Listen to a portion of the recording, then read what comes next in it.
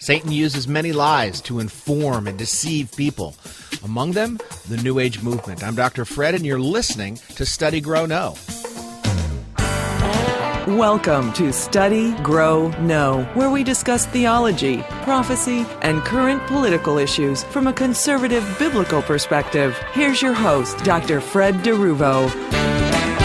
Well, good afternoon, or whatever time it happens to be while you're tuning in, listening to this program. I'm Dr. Fred, and you are tuned to Study, Grow, Know. We have been dealing with the strategies of the enemy of our souls. And it's almost as if we can't know too much about him, but at the same time, we don't want to certainly glorify him or his activities. But Paul tells us that he is not unwise to the schemes of the devil. We should not be either. Now, we've talked about a number of things with respect to the strategies that Satan uses to blind people and to keep them blind. The last thing Satan wants to happen is to see anyone else come out of his kingdom and into Christ's kingdom of eternal life. He doesn't want that. And to that end, he does whatever he can, whatever it takes to ensure that people will remain blind to the truth. Now, one of the things that he has used and has used very well is a particular ideology that we've come to know as the New Age movement. And in his book, Alien Encounter by Chuck Missler, Chuck explains how the New Age movement began in the United States. And of course, he's not the only author to ever have discussed this, but basically it stems from the writings of a woman named Helena Blavatsky, who lived in the middle to the late 1800s, and whose writings gave rise to what became known as the Theosophical Society. Now, her many writings prompted other individuals who came after her, people like Alice Bailey and science fiction writer H.G. Wells, to pick up and carry on her motif, if not her work, and to carry that forward. So in essence, the New Age movement is an actual religion, albeit one that defies certain definitions, and it's very, very loosely knit. There's no one place where people come to worship. You can be a participant in the New Age movement without ever going into a building where any kind of New Age service might be held. There are a lot of activities, a lot of conferences, a lot of books and speakers who are attuned to the New Age movement and who spread their, I guess, for the lack of anything better, and to really classify them truthfully, they spread their lies, and people believe them.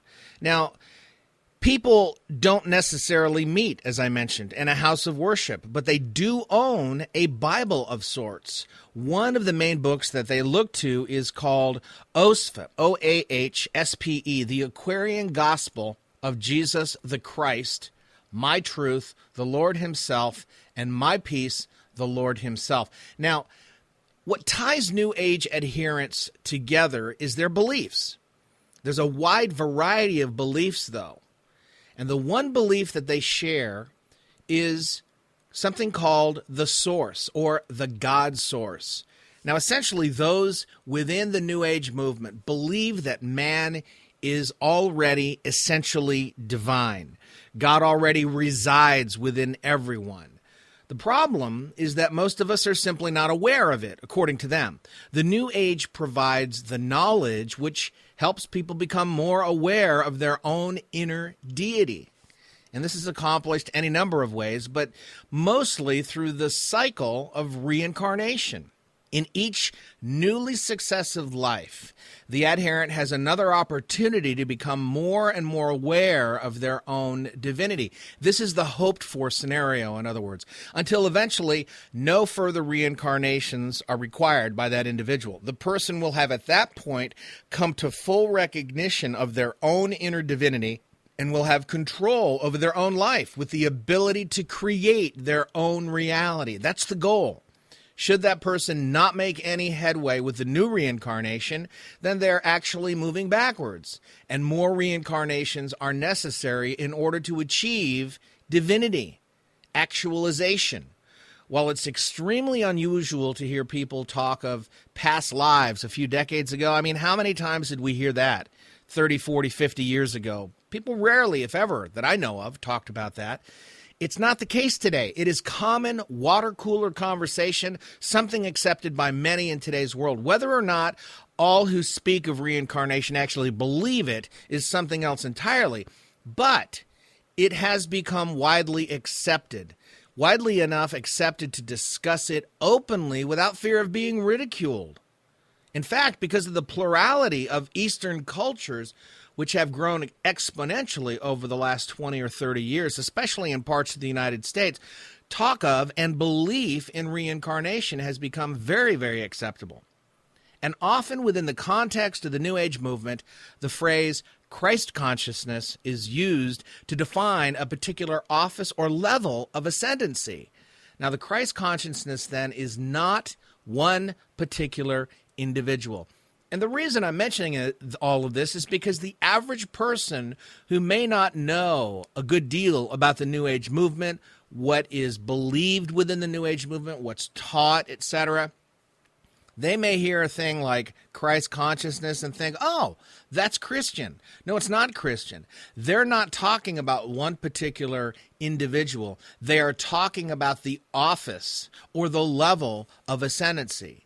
But sometimes something that can and should be understood by New Age people is deliberately masked by those who are not, so that those who are not involved in the New Age movement will really not understand what's being said or taught. So in this regard, for instance, the man Jesus was one who became, over his lifetime, and this is according to New Age thought, Jesus became over his lifetime an individual who fully embraced the Christ consciousness that was resident within him. This is, in effect, what enabled him to do all the things that he did while he lived on this earth, many of which appear to be miraculous to us.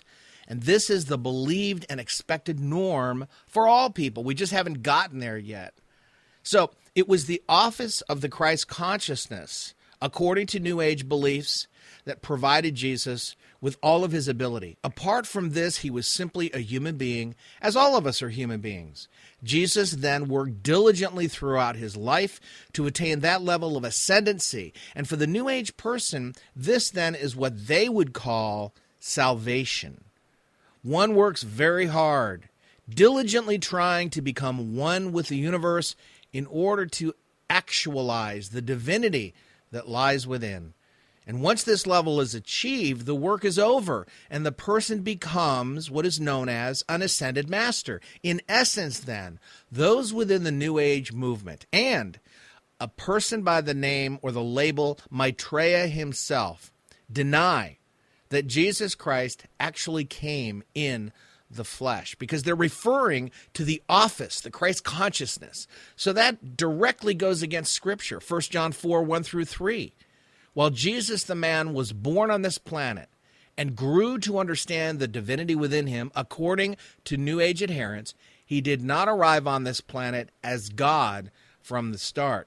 That's what they teach. This view, and all who hold it, is literally the view of the Antichrist. And that's what John talks about in 1 John. Now, Chuck Missler goes on to outline what he believes the goals of the New Age movement are.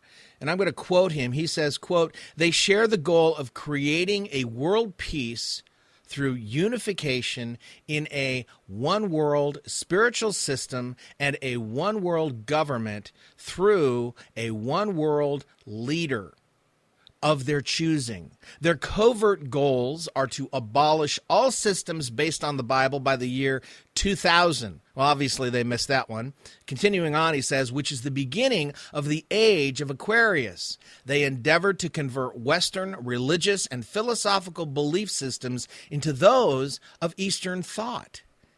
Unquote. Now, what this means, of course, is that the way is being paved for a one-world government in which the one individual could become supreme ruler, enforcing a one-world religion as well. Ultimately, this one-world religion will become the worship of that one-world ruler. And this is what the New Age wants us to experience. This is what they believe will occur. But it's certainly interesting to think about all the sci-fi movies, though, isn't it? TV series, movies, books, and all the like. They deal with some maniacal, brilliant criminal whose goal is to take over the world. Most of the world views these programs as merely Hollywood's fascination with the science fiction genre. However, speak to anyone who has been an adherent of the New Age movement for any length of time, and while they might balk at the idea of a one-world ruler, they do look forward to a time of perpetual peace, which many believe will occur through one individual who has yet to set foot on this earth.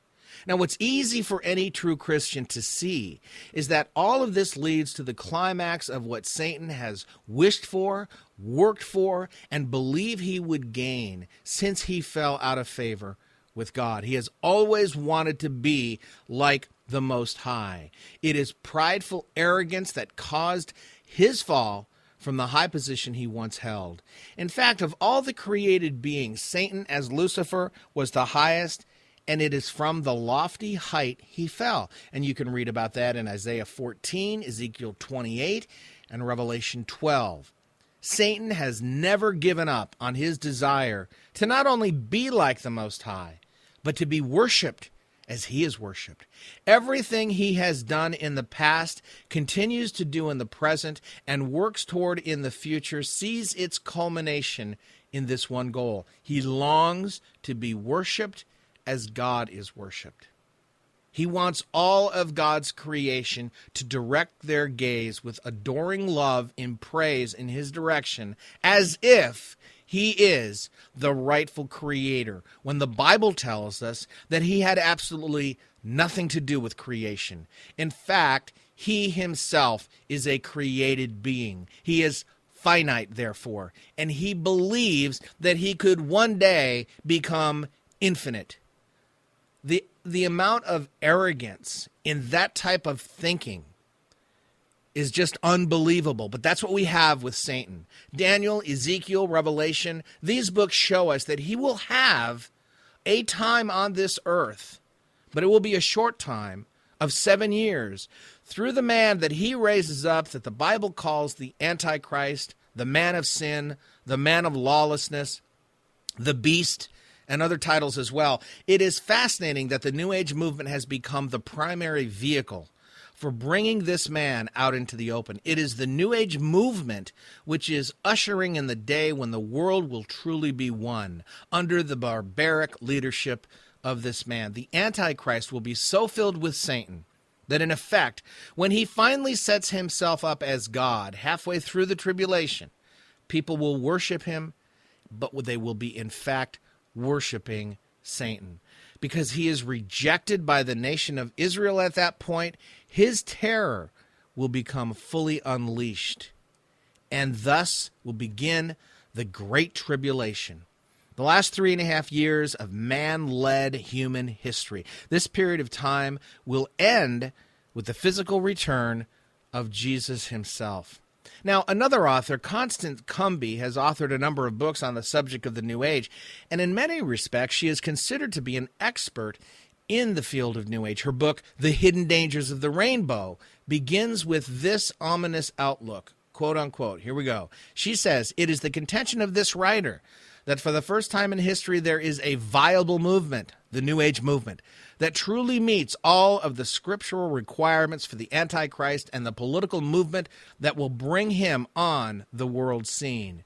It is further the position of this writer that this most likely is the great apostasy or falling away spoken of by the Apostle Paul, and that the Antichrist's appearance could be a very real event in our immediate future," unquote. Now, she wrote those words in 1983, and what she says certainly sounds ominous. Isn't the New Age movement merely made up of people who meditate and do Tai Chi or something similar?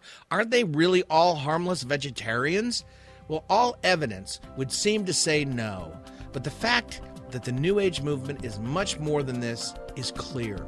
Right now, we're done for today. That's the end of our broadcast. Join me again for our next one. We're going to continue on the New Age movement, another strategy that the enemy is using to his advantage. And until then, may God open your eyes to show you how richly blessed you are. You've been listening to Study, Grow, Know with Dr. Fred DeRuvo. Please join us each week for new broadcasts that deal with theology, prophecy, and political issues from a biblical conservative perspective.